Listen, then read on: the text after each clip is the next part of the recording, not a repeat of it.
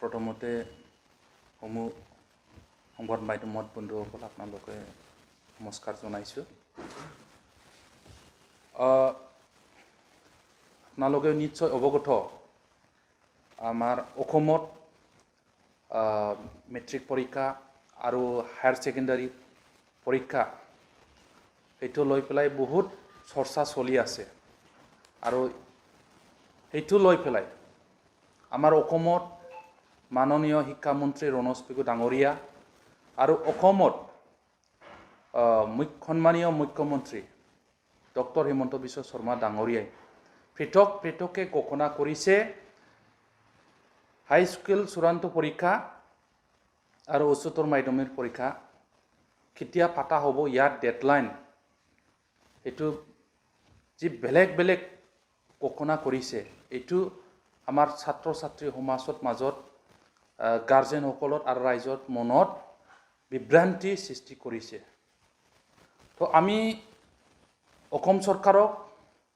আহ্বান জনাব বিচাৰিছোঁ, মেট্ৰিক পৰীক্ষা আৰু হায়াৰ ছেকেণ্ডাৰী পৰীক্ষা কেতিয়া পাতিব, কেনেকৈ পাতিব, কি পলিচি বা পদক্ষেপ লৈছে এইটো এক মুখৰে ডিক্লাৰেশ্যন ঘোষণা দিয়াৰ কাৰণে আমি অসম চৰকাৰক বড়োলেণ্ড ছাত্ৰ সন্থা BSU ফালৰ পৰা আহ্বান জনাইছোঁ। দ্বিতীয়তে আমি অসম চৰকাৰক ধন্যবাদ জনাব বিচাৰিছোঁ, নিজৰ যিটো মিত্ৰজোঁট চৰকাৰৰ নিৰ্বাচনত প্ৰতিশ্ৰুতি এইটো ৰক্ষা কৰি পেলাই অসমত 1 লাখ নিবনুৱা যুৱক যুৱতীসকলক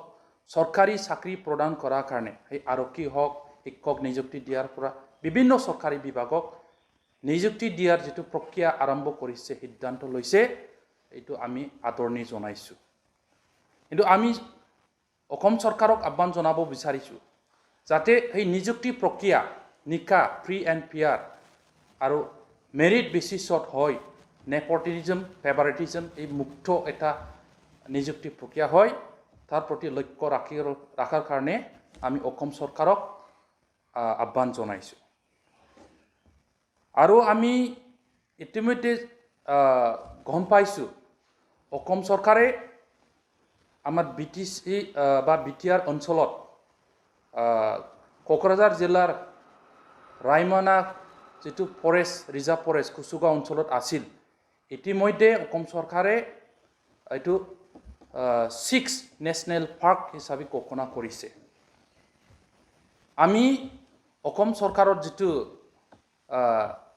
সিদ্ধান্ত এইটো ৰিজাৰ্ভ ফৰেষ্টটো নেশ্যনেল পাৰ্কক আপগ্ৰেড কৰাৰ কাৰণে এই সিদ্ধান্তটো আদৰণি জনাইছোঁ। আশা ৰাখিছোঁ দীৰ্ঘদিন ধৰি যিটো সেই অঞ্চলত ইলিগেল পচিং বা গছ কাটা ইলিগেল ফিলিং ডিপাৰ্টমেণ্টক অফিচাৰসকল আৰু ইলিগেল পচাৰসকলৰ নেক্সাছত যিটো কাৰ্যকলাপ চলি আছিল, আগন্তুক দিনবোৰত এইটো সমাপ্ত হ'ব বুলি আমি আশা ৰাখিছোঁ। আৰু সেই ৰিজাৰ্ভ ফৰেষ্টখন নেশ্যনেল পাৰ্ক ঘোষণা কৰাৰ পিছত আমি আশা ৰাখিছোঁ আমাৰ BTC অঞ্চলত বা এটা ৰেভিনিউ জেনেৰেটিং চ'ৰ্চ এইটো আহি যাব, ইকো টুৰিজম ছেক্টৰখন ডেভেলপ হ'ব আৰু সেই অঞ্চলত আশে পাশে থকা নিবনুৱা যুৱক যুৱতীসকল এটা কৰ্ম সংস্থাপন পোৱাৰ কাৰণে সুযোগ পাব। তাৰ কাৰণে আমি অসম চৰকাৰ, মিত্ৰজোঁট চৰকাৰ তেখেতসকলক প্ৰতি ধন্যবাদ জনাইছোঁ। আৰু আমি ধন্যবাদ জনাব বিচাৰিছোঁ অসম চৰকাৰৰ যিটো পদক্ষেপ আমাৰ NDB কেডাৰ্ছসকলক পুনৰ সংস্থাপন ৰিহেবিলিটেশ্যন দিয়াৰ কাৰণে যিটো 160 crore পেকেজ ঘোষণা কৰিছে, যাতে এইটো সঠিকভাৱে ব্যৱহাৰ কৰা হয়। আমাৰ NDB ভাইসকলক পুনৰ সংস্থাপন কৰাৰ ক্ষেত্ৰত বিভিন্ন ছেক্টৰত বিভিন্ন দিগত তাৰ কাৰণে আমি অসম চৰকাৰতো আহ্বান জনাইছোঁ। কিন্তু আমি অসম চৰকাৰত বা BTR প্ৰশাসনত বা BTC চৰকাৰক সকীয়ানি দিব বিচাৰিছোঁ, যদি এনেকা উপহাৰ দিহাৰ বিনিময়ত BTCৰ প্ৰতি বা অসমৰ প্ৰতি আঘাত আনা কিবা যদি কাৰ্যকলাপ অসম চৰকাৰে বা BTC প্ৰশাসনে পদক্ষেপ গ্ৰহণ কৰে এইটো আমি প্ৰতিবাদ কৰিম ইতিমধ্যে সংবাদ মাধ্যমৰ দ্বাৰা বহুত চৰ্চিত বিষয় হৈছে যে আমাৰ BTCৰ যেটো ক্ষমতা সেই ক্ষমতাটো DC উপায়ুক্তসকলক প্ৰদান কৰা ক্ষেত্ৰত লৈ পেলাই বিভিন্ন বিতৰ্ক প্ৰতিক্ৰিয়া সংবাদ মাধ্যমৰ দ্বাৰা সৃষ্টি হোৱাটো আপোনালোকে অৱগত যোৱাকালি আমি BTCৰ মুৰব্বী সন্মানীয় প্ৰমোদ বড়ো ডাঙৰীয়াই আমি যেটো প্ৰতিক্ৰিয়া ৰাখিছিল ইয়াৰ ওপৰত বক্তব্য পুনৰ প্ৰতিক্ৰিয়া দিয়াটো আমি সংবাদ মাধ্যমৰ দ্বাৰা দেখিছো তো আমি ক'ব খুজিছো প্ৰমোদ বড়ো ডাঙৰীয়া BTCৰ সন্মানীয় মুৰব্বী আপুনি যেনেকৈ যোৱাকালি বক্তব্য আগবঢ়াইছে আমাক উচ্চ তাচুল্লি কৰা হৈছে আমাক অপপ্ৰচাৰ মিছলিড কৰিছে ৰাইজক এনেকা যেটো আপুনি বদনাম কৰিব খুজিছে আমি এইটো গৰিহণা দিছো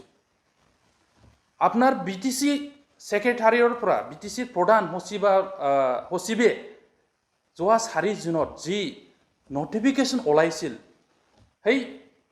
অৰ্ডাৰত কি আছে সেই অৰ্ডাৰখনত যেটো স্পিৰিট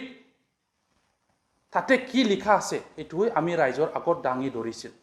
সেই পত্ৰখনত স্পষ্টকৈ লিখা আছে আমাৰ কোকৰাঝাৰ চিৰাং বাক্সা ওদালগুৰিৰ BTRৰ 4খন জিলাৰ যেটো উপায়ুক্ত তেখেতসকলক এনুৱেল একচন প্লান প্ৰিপেয়াৰ কৰাৰ কাৰণে বা বছৰকীয়া যেটো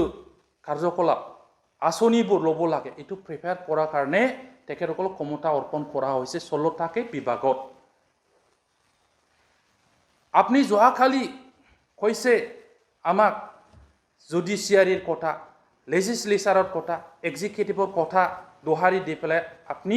আমাৰ যিবোৰ কথা এইটো নাচাত কৰিব খুজিছে আমিও জানো জুডিচিয়াৰী কি লেজিসলেটিভ কি এক্সিকিউটিভ কি কাৰণ আমিও ৰাজনীতি বিজ্ঞানত এজন মাষ্টাৰ ডিগ্ৰী হোল্ডাৰ বা BTCৰ প্ৰাক্তন মুৰব্বী প্ৰাক্তন উপমুখ্যমন্ত্ৰী ডেপুটি চিফ কাম্পা বৰগয়াৰী তেখেতে এজন যথেষ্ট অভিজ্ঞতা থকা নেতা সিনিয়ৰ নেতা তো আপনি ক'ব খুজিছে নাকি আমি কোৱা কথাবোৰ সব মিছা আপনি কোৱা কথাবোৰ হে ঠিক সঁচাকে যদি জুডিচিয়াৰী আপনি কোৱা নিচিনা লেজিসলেটিভ এক্সিকিউটিভৰ ওপৰত তেনেহলে আপনি আপনাৰ যেটো ইলেক্টেড ৰিপ্ৰেজেন্টেটিভ নিৰ্বাচিত সকলত ক্ষমতা এইটো কিয় কৰ্তন কৰি পেলাই আপনি ডিসিক দিব খুজিছে আপনাৰ BTCৰ সেক্ৰেটাৰিয়েটত সকল আছে কোনোবা শিক্ষা বিভাগত কোনোবা ফৰেষ্ট বিভাগত কোনোবা মেডিকেল বিভাগৰ প্ৰত্যেকটো ডিপাৰ্টমেণ্টক চোৱাচিতা কৰাৰ কাৰণে আপনি নিযুক্তি কৰিছে ৰ ফলত আপনি প্ৰত্যেকটো ডিপাৰ্টমেণ্টত এজনকে সেক্ৰেটাৰি থাকে সেক্ৰেটাৰি তাৰ আন্ডাৰত আন্ডাৰ সেক্ৰেটাৰি ডেপুটি সেক্ৰেটাৰি তাৰ তলত CST ডাইৰেক্টৰ এইবিলাক থাকে তো আমাৰ BTCত কি কৰিব লাগে ৰাইজৰ অভাৱ অভিযোগ পূৰণ কৰাৰ কাৰণে আমাৰ সকল সেই অফিচাৰসকলক লৈ পেলাই আগত বছৰকীয়া এনুৱেল একচন প্লানটো প্ৰস্তুত কৰিছিল তো সেই ক্ষমতাটো যি লেজিসলেচাৰত ক্ষমতা জনপ্ৰতিনিধিসকলৰ যি ক্ষমতা আপনি ডিসিক কিয় দিব খুজিছে আপনি কৈছে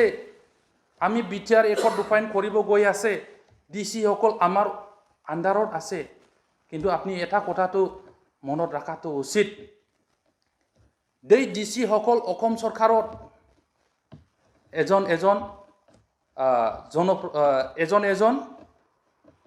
পাব্লিক সাৰ্ভেন্ট যি সকলত সাৰ্ভিসটো BTCৰ আন্ডাৰত নাই BTCৰ জুৰিসডিকশনত নাই আপনি সকল আজি এনুৱেল একচন প্লান বনাব দিছে সুপাৰভিজন মনিটৰিং ক্ষমতা দিছে আৰু সেই DC সকল অহাকালি সকলক বাইপাস কৰি পেলাই ডাইৰেক্ট প্ৰিন্সিপাল সেক্ৰেটাৰীক এনুৱেল একচন প্লানটো জনাই পেলাই অসম চৰকাৰত পাৰ্সোনেল ডিপাৰ্টমেন্ট গভৰ্নমেন্ট অফ আসামক জনাব তো ইএমসকলৰ ক্ষমতা ক'ত গ'ল আপুনি ক'ব খুজিছে দুৰ্নীতি মুক্ত হ'ব ডিচিক ক্ষমতাটো প্ৰদান কৰিলে আপোনাৰ তেনেহ'লে এভৰি ডিপাৰ্টমেণ্ট প্ৰত্যেকটো ডিপাৰ্টমেণ্টৰ যে ডিষ্ট্ৰিক্ট অফিচাৰ আছে ডাইৰেক্টৰসকল আছে ইয়াৰ ওপৰত ছেক্ৰেটাৰী আছে সেইসকল কণ্ট্ৰল কৰিব নোৱাৰি নেকি ইএমসকল আছে ইএমসকলৰ নিজৰ বিভাগত চম্ভালিব নোৱাৰি নেকি এইটো প্ৰশ্ন আহিছে আজিৰ দিনত আৰু আপুনি যদি ডিচি সকলক সাৰ্ভিসটো বিটিসিৰ আন্ডাৰত ডিচি সকলত যেটো এছিয়াৰ এনুৱেল কনফিডেন্সিয়েল ৰিপৰ্ট এইটো লিখিব পৰা যদি ক্ষমতা নাই আপুনি ডিচিক কেনেকৈ নিয়ন্ত্ৰণ কৰিব এইটো আজিৰ দিনত সবকে ডাঙৰ প্ৰশ্ন তো আপুনি যি যুক্তিৰে আমাৰ কথাবোৰক ৰাইজৰ আগত মিছা বুলি প্ৰমাণ কৰিব খুজিছে এইটো আমি valid reasons valid points বলি গণ্য নকৰো আপনি যি ধৰণত পিটিসি ক্ষমতাটো উপায়ুক্তক অৰ্পণ কৰিছে এইটো আমাৰ বিটিসিৰ যেটো আত্মা মূল আত্মা ইয়াত আঘাত দিয়া হৈছে যি বিটিসি কোন বহুত বছৰ সংগ্ৰাম কৰি আন্দোলন কৰি বহুত মানুহ কেঁচা তেজৰ বিনিময়ত 2003ত সৃষ্টি হৈছিল ভাৰতত সংবিধানত 6 শিডিউলৰ আন্ডাৰত যেটো অটোনমি পাৱাৰ এইটো হত্যা কৰাৰ কাৰণে যেটো চেষ্টা এইটো আমি কেতিয়াও সহ্য কৰিব নোৱাৰো বিটিসি বাকি হিচাপে আৰু আপোনাৰ যেটো যোৱাখালি আমাৰ ওপৰত মন্তব্য আগবঢ়াইছে এইটো আমি নিন্দা কৰিছো আৰু এইটো কেতিয়াও গ্ৰহণযোগ্য নহয় আপুনি চিন্তা কৰি চাওক আজি আপুনি কৈ আছে পিটিআৰ একত ৰূপায়ণ কৰাৰ কাৰণে আমি এইবিলাক আগবাঢ়ি আছে আনফালে আমাৰ বৰ্তমান অসম বিধানসভাৰ অধ্যক্ষ সন্মানীয় বিশ্বজিৎ দৈমাৰী ডাঙৰীয়া হেও এজন জ্যেষ্ঠ নেতা তেখেতে মিডিয়াৰ আগত জনাইছিল কৈছিল যে বিটিসিৰ বৰ্তমানৰ প্ৰিন্সিপাল সেক্ৰেটাৰী নতুন এই কাৰণে কনসেপ্টটো নজনাৰ কাৰণে এই নোটিফিকেশনটো ভুলকে কিছুমান সেন্টেন্স কিছুমান ওয়াৰ্ডিং ভুলকে অৰ্ডাৰটো ওলাইছিল এটো মই প্ৰিন্সিপাল অসমত সন্মানীয় মুখ্যমন্ত্ৰীৰ লগত আলোচনা কৰিছে এটো কাৰেকচন কৰা যাব এনেকা কথা ঘোষণা কৰিছিল আমাৰ সন্মানীয় বিশ্বজিৎ দৈমাৰী ডাঙৰীয়াই আৰু আনফালে আমাৰ বিটিসিৰ মুৰব্বী আপনি প্ৰমোদ বড়ো ডাঙৰীয়া কৈ থাকে আমি বিটিআৰ একৰখন আকৰে ৰূপায়ণ কৰিব খুজিছে কথাত মিল নাই আকাশ পাতাল পাৰ্থক্য হৈছে তাৰ মানে কি কতবা নহয় কতবা ভুল আছে ডাল মে কুছ খালা হে সেই কাৰণে আমি বিটিসিৰ মুৰব্বী প্ৰমোদ বড়ো ডাঙৰীয়াক আহ্বান জনাব বিচাৰিছো আপনি বিটিসিৰ সুৰক্ষিত ভৱিষ্যতৰ কাৰণে কিবা যদি আপনাৰ ডিসিশন লোৱাৰ সিদ্ধান্ত লোৱাত ভুল হৈছে এইটোই ৰাইট টাইম আপনি শুধৰণি লওক ৰাইজে চাই আছে আপনি কি কৰিছে কি কৰা নাই আমি কি কৈছে কিয়া কোৱা নাই এইটোই যদি মিছা সংবাদ মাধ্যমত প্ৰকাশিত বুদ্ধিজীৱীসকলৰ কথাও যদি মিছা আমি কোৱা কথাও যদি মিছা কোনবা বিটিসিক 15 বছৰ ধৰি শাসন কৰা ডিপুটি চিফৰ কথাও যদি মিছা আপনি যদি সঁচা তেনেহলে ইয়াতকে আৰু অতি দুৰ্ভাগ্যজনক কথা নাই এইটো আমাৰ কাৰণে খুব লজ্জাজনক এইখিনি কথা আমি আজি সংবাদ মাধ্যমৰ দ্বাৰা আমাৰ বিটিসি বাকি বা অসম ৰাইজক জনাইছো